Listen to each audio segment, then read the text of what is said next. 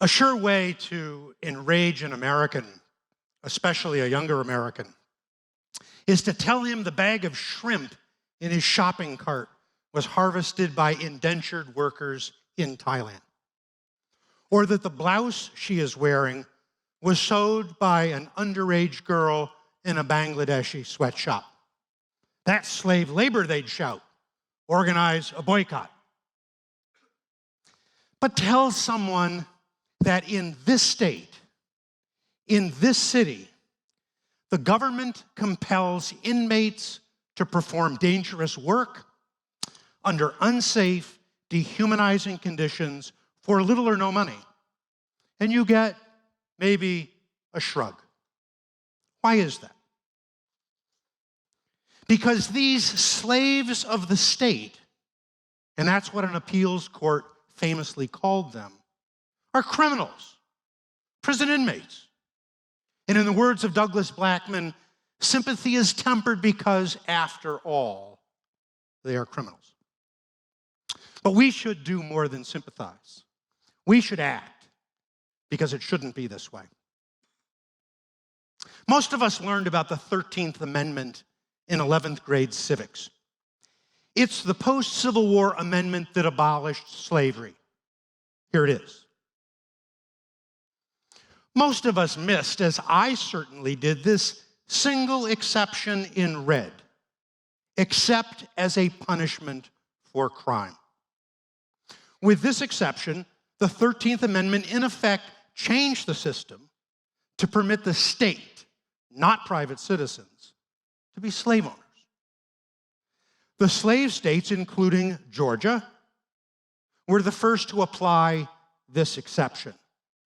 White governments and white planters feared the loss of the labor of the newly freed slaves. Their whole thought, one state legislator said, was getting things back as near to slavery as possible. One of the new laws made it a crime for a freed slave not to have a job. Without a job, they were guilty of vagrancy and jailed, beginning a long, ugly history that persists to today. First, there was convict leasing, where freed slaves without jobs, now convicted vagrants, were leased to private industry to work off their time unpaid, mining coal, making bricks, distilling turpentine, and working on the railroads. Conditions were brutal. The companies were free to punish these prisoners as they saw fit. As you see here, a leased convict hogtied to a pickaxe. Convict leasing came to be seen as wrong. The reform was the chain gang, literally inmates chained together who built hundreds of miles of Georgia roads, roads that you and I drive on even to today.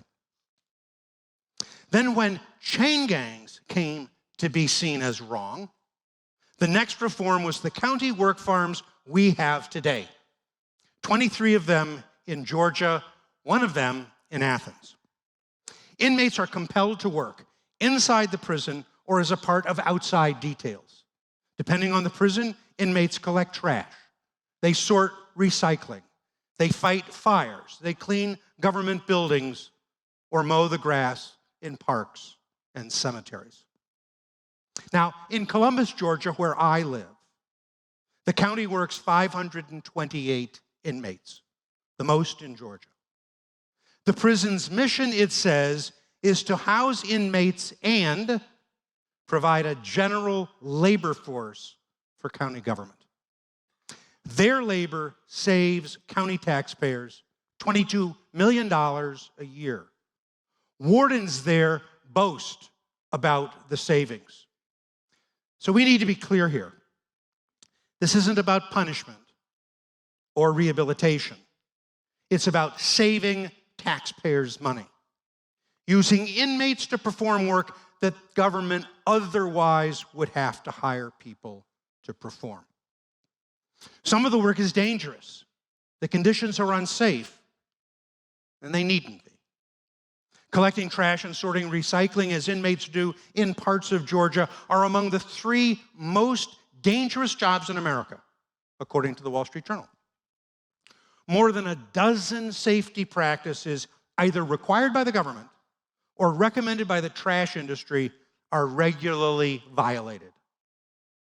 Even more disturbing was the testimony a month ago before Columbus Civic Council that the garbage trucks are so old and broken down that they are dangerous to the drivers, the inmates, other motorists, and the public. The other day I was walking in my neighborhood when a garbage truck with inmates hanging off the back took a corner either too fast or too tight. One of the inmates flew off the truck, rolled head over heels 3 times, then once back on his feet, raced to catch up with the truck. It might have made America's funniest home videos if it weren't so disturbing. These are the bumps, bruises, scrapes, cuts that are the everyday experience of inmate laborers. But sometimes the injuries are disabling or even fatal. Consider the case of Michael D. Murray, age 49, a career robber. Murray and an inmate coworker were collecting trash on a garbage truck in Columbus. As the truck rolled along, they are perched on these metal bumpers, gripping handholds. All day long, they step off to grab and empty as many as 550 cans, then step back on for the ride to the next stop. On November 3rd, 2008, they stopped on Reese Road, a busy residential street. Murray was on the curbside, dragging a can toward the truck. Facing the garbage bay, his back to the road, Murray didn't see the car coming up behind him, then about 50 feet away. The driver of the car, Brandon Marks, was looking down and didn't see the truck. When he looked up, Marks braked, skidding 24 feet, but he couldn't stop. His bumper pinned Murray against the garbage truck, severing one leg, crushing the other. Still pinned to the garbage truck, Murray looked over and saw his foot in his boot nearby. That's when he knew that leg was gone. Doctors struggled for 2 weeks to save the second leg, but could not.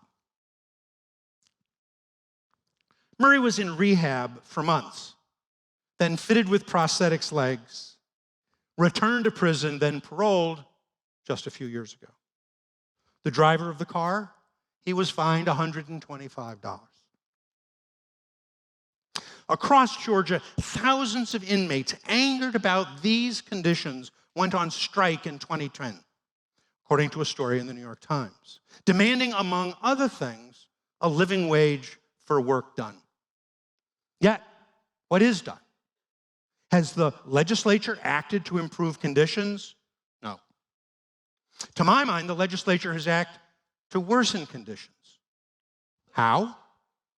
By dehumanizing the inmate workers. The Criminal Code of Georgia makes it a crime to interact in any way with inmates on a work detail. You look thirsty, I say. How about a bottle of water? A crime. You're soaking wet from the rain. Here, take my poncho. A crime. Okay, I know, contraband is an issue. But how about just, thanks for your work? That's a crime too. So what's to be done? There are solutions. Experts I've consulted point to a small federal program as a model. These inmate laborers are considered slaves because we take more from them than we return. They get $3 a day.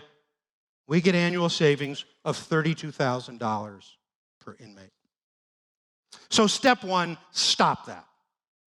By paying inmates the same wage we'd pay a government employee to perform this work. Then, deduct from their pay for these purposes. First, local, state, and federal taxes. Taxes are the price we pay for a civilized society, Oliver Wendell Holmes told us. If we pay prisoners for their work and they pay taxes, they, like we, contribute to civilized society. Second, family support. Most imprisoned men are fathers. Half of them report they were the primary source of financial support for their children before entering prison. If we pay them, they can be again. Third, restitution for victims. Restitution, a concept as old as Hammurabi, repairs the damage between offenders and victims. It fosters rehabilitation, and it reduces recidivism. If we pay the prisoners, they can repay their victims. And fourth, savings for when they leave prison. Reentering society is fraught with difficulties. If we pay them for their work in prison, they leave with a reentry fund. So that's step one. Step two, improve safety conditions by meeting all industry standards. And step three, halt the dehumanization. If I want to say thank you to an inmate working on a garbage truck, that shouldn't be a crime. Now, timing may be right for this reform. Our governor favors reform of the state's criminal justice system. In his State of the State address just 2 months ago, he said Georgia is the leading state in the nation in meaningful criminal justice reform. Terrific. But there's more to be done. When we treat inmates as slaves, that's punishment. When we treat inmates as responsible, contributing citizens, that's rehabilitation. If we want inmates to act responsibly upon release, we must first treat them responsibly in prison. Pay for the work, improve safety, halt the dehumanization. We simply need to see state-sanctioned slavery as wrong, just as our forebears saw convict leasing and the chain gangs as wrong. We need to make the next reform because it shouldn't be this way. Thank you.